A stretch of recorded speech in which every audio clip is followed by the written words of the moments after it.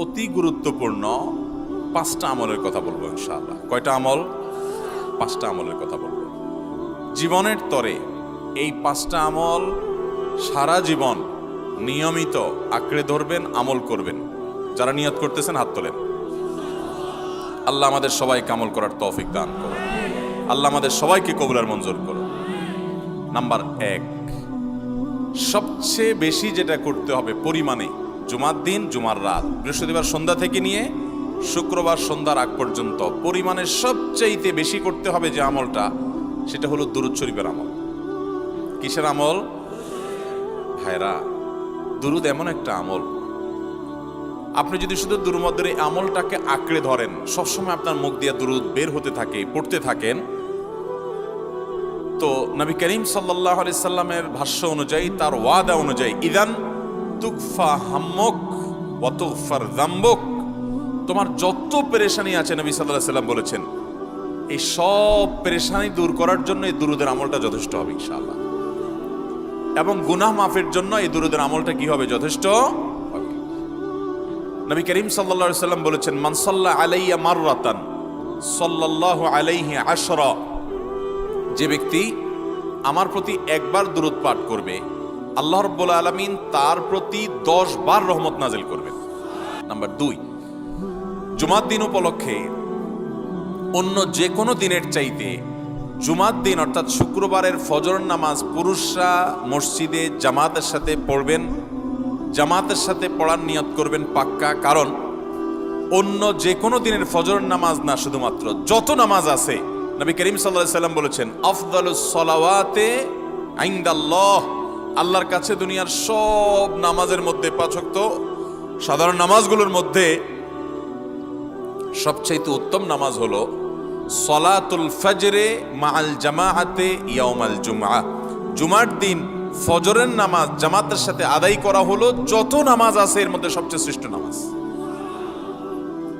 তাহলে জুমার দিনে এই বিষয়টা বিশেষভাবে খেয়াল রাখবো। জুমার দিন ফজর নামাজটা পুরুষরা কোথায় পড়বো, এবং সেটা বৃহস্পতিবার থেকে পরিকল্পনা শুরু করবো যে কালকের ফজর নামাজ যাতে কোনো অবস্থাতে আমার মিস না হয়। আচ্ছা, 3 নম্বর আমল হলো সূরা কাহাফ পড়বো। কোন সূরা পড়বো? সূরা কাহাফ। যারা কোরআন পড়তে পারেন না তারা শুনবেন, আর যারা পড়তে পারেন তারা নিজে পড়বেন। সূরা কাহাফ যদি জুমার দিন কেউ পড়ে, নবী করিম সাল্লাল্লাহু আলাইহি সাল্লাম বলেছেন, এই সূরাটা তার জন্য নূর হবে, নূর, আলো আল্লাহর তরফ থেকে। কিয়ামতের ময়দানে ভয়াবহ গুটগুটে অন্ধকার হবে। কিয়ামতের একটা ভয়াবহ শাস্তি হলো অন্ধকারের শাস্তি। ভাইরা আমার, অন্ধকারের শাস্তি মানে এমন ভয়াবহ অন্ধকার হবে যে দুনিয়ার অন্ধকারের সাথে কোনো তুলনাযোগ্য নয়। সেই ভয়াবহ অন্ধকারে কিছু আমল আছে যে আমলগুলো মানুষের ওই অন্ধকারের মধ্যে আলোর কাজ দিবে। এর মধ্যে একটা হলো অজুর অঙ্গগুলো যদি কেউ ভালো করে অজু করে, সুন্দর করে ডলে ডলে যেন শুকনা না থাকে, উত্তম রূপে যদি অজু করে কেউ, পানি অপচয় না করে, পানি অল্প নেয় কিন্তু ডলে বেশি, সুন্দর করে যদি কেউ অজু করে, এই অজুর অঙ্গগুলো কিয়ামতের ময়দানে উজ্জ্বল হয়ে জলজল করে জ্বলতে থাকে এবং তার জন্য আলোর কাজ দেয়। সবাই যখন অন্ধকারের আযাবের মধ্যে নিমজ্জিত থাকে, হাহুতাশ করে, তখন এই ব্যক্তির এই আমলটা তার আলো ভূমিকা আসে। আর আরেকটা হলো এই সূরা কাহাফ।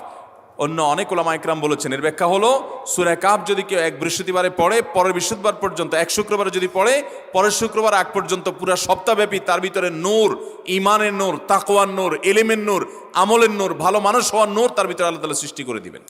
4 নম্বর আমল হলো, দুনিয়াতে যত ফজিলতপূর্ণ আমল আছে এর মধ্যে সবচেয়ে বেশি ফজিলতপূর্ণ আমল এটা। খুব সহজ আমলটা, খুব সহজ, প্রত্যেক শুক্রবার আমরা এটা করতে পারি।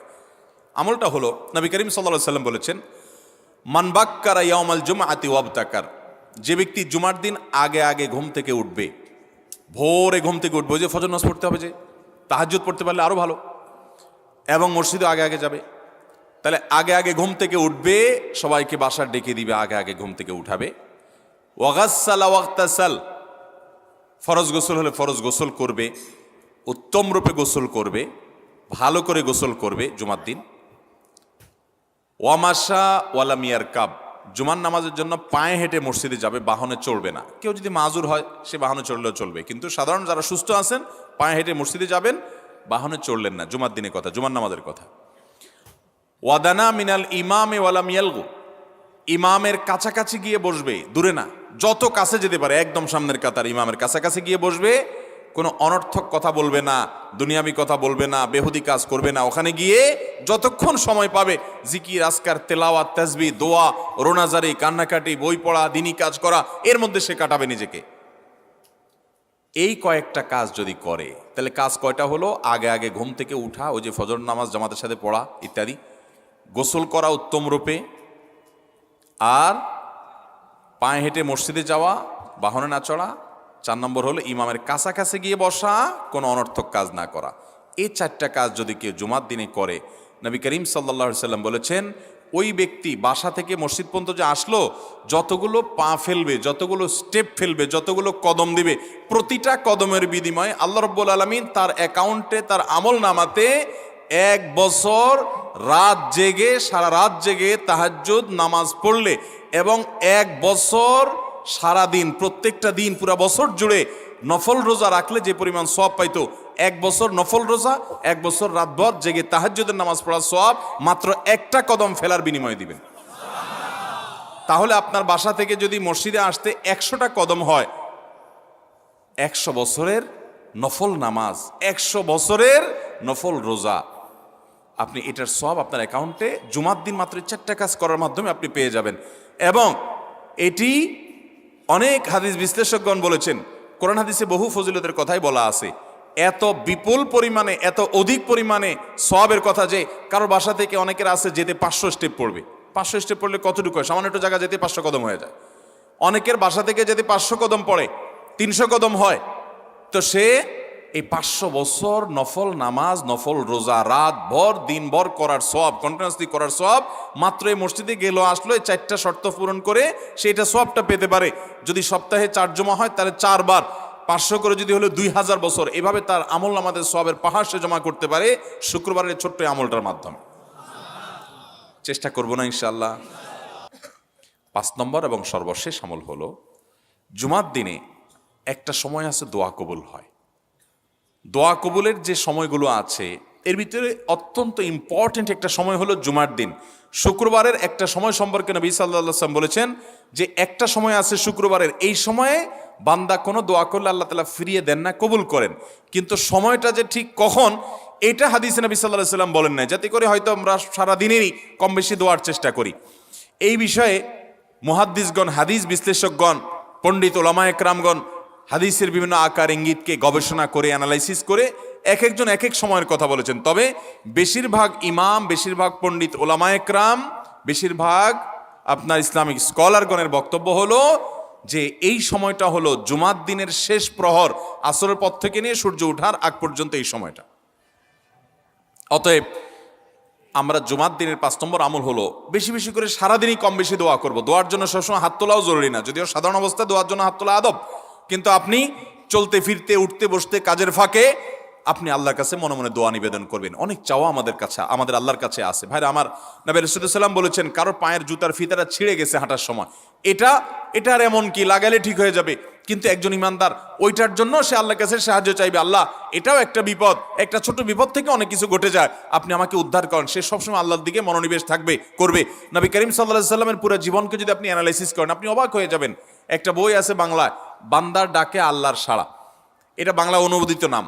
এই বইয়ের লেখক হলেন হিসনুল মুসলিমের যে রচয়িতা, উনি শেখ সাঈদ আল গাহতানি রহমতুল্লাহি আলাই। ওনার সোহবতে যাওয়ার, ওনার সান্নিধ্যে থাকার, একাধিকবার খুব কাছাকাছি বসার সুযোগ আমার হয়েছে। সৌদি আরবের একজন বড় আলেম ছিলেন, দুনিয়া থেকে চলে গেছেন। তো ওনার লেখা বান্দার ডাকে আল্লাহর সাড়া, এই বইটা বেশ মোটা সোটা একটা বই। পুরোটা পড়বেন যে নবী করিম সাল্লাল্লাহু আলাইহি ওয়াসাল্লামের জীবনে যে কত রকমের দোয়া করতেন। আল্লাহ আজকার নামে একটা বই আছে ইমাম নববীর, এটাও বাংলা হয়ে গেছে অনুবাদ, আপনি পড়লে অবাক হয়ে যাবেন। ডক্টর খন্দকার আব্দুল্লাহ জাহাঙ্গীর রাহমাতুল্লাহ রাহে বেলায়েত একটা বই আছে দোয়া এবং জিকিরের, আপনি অবাক হবেন যে কি পরিমাণ দোয়া এবং জিকির নবী সাল্লাল্লাহু আলাইহি ওয়াসাল্লাম জীবনে পড়তেন। ঘুম থেকে উঠার সময় দোয়া আছে না নাই? এরপরে ঘুম থেকে উঠে যখন আপনি বাথরুমে যাবেন দোয়া আছে না নাই? আবার টয়লেটে গেলেন, টয়লেট সেরে আসলেন, আপনি ওযু করবেন, ওযুর জন্য দোয়া আছে না নাই? বিসমিল্লাহ। এরপরে ওযু শেষ করলেন, কালিমায়ে শাহাদাত আছে না নাই? এরপরে আপনি যখন ঘর থেকে বের হয়ে মসজিদে যাবেন, বের হওয়ার দোয়া আছে। বের হয়ে আপনি মসজিদে যাচ্ছেন, যাই পথে পড়ার আলাদা দোয়া আছে। এরপরে আপনি মসজিদে প্রবেশ করবেন, তার জন্য দোয়া আছে। মসজিদে ঢুকার পরে মসজিদে ঢুকার নামাজ আছে, এরপরে মসজিদে নামাজ বন্দিগি ইবাদত জিকির করে বের হচ্ছেন, সেটার জন্য আবার দোয়া আছে। আবার আপনি যাচ্ছেন, কাজকর্মে যাচ্ছেন, বাজারে যাচ্ছেন, সেটার দোয়া আছে। স্ত্রী সহবাস করার সময় দোয়া আছে। দোয়া নাই, জিকির নাই, এমন কোনো মুহূর্ত ইমানদারের জীবনে থাকতে পারে না।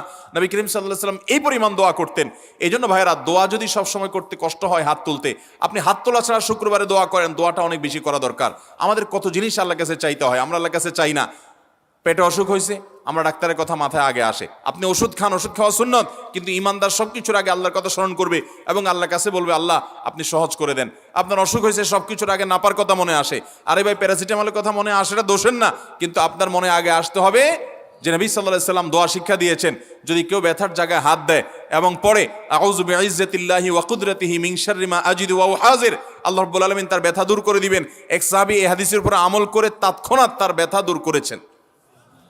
শুধু ইয়াকিনের অভাব, শুধু বিশ্বাসের অভাব, ঈমানের অভাব। তাহলে আমাদের আল্লাহর দিকে মনোনিবেশ করতে হবে দোয়ার জন্য বেশি বেশি। তাহলে শুক্রবারে 5 নম্বর আমল হলো বেশি বেশি কি করবো? ইনশাআল্লাহ দোয়া, বেশি বেশি দোয়া করবেন, উঠতে বসতে চলতে ফিরতে। বিশেষভাবে সূর্য ডুবার আগের যে সময়টা শুক্রবার, অর্থাৎ দিনের শেষ সময়টা, বিশেষভাবে আল্লাহ তাআলার কাছে দোয়া করব। ঠিক আছে তো ইনশাআল্লাহ? কয়টা আমল বললাম? 5টা আমল। 1, বেশি বেশি দুরুদ। 2, ফজর নামাজ জামাতের সাথে পড়া পুরুষরা, মহিলারা অক্তমতো পড়বেন, মহিলাদেরকে পুরুষদেরকে পাঠিয়ে দিবেন মসজিদে। 3, সূরা কাফ পড়বেন। 4, আগে ঘুম থেকে উঠে উত্তম রূপে গোসল করে মসজিদে আগে আগে গিয়ে পায়ে হেঁটে গিয়ে সামনে সামনে ইমাম সাহেবের কাছাকাছি গিয়ে বসা, অনর্থক কথা কাজ না করা, তেলাওয়াত জিকির আজকারের মাশগুল থেকে নামাজটা পড়ে বের হয়ে আসা, এই কাজ।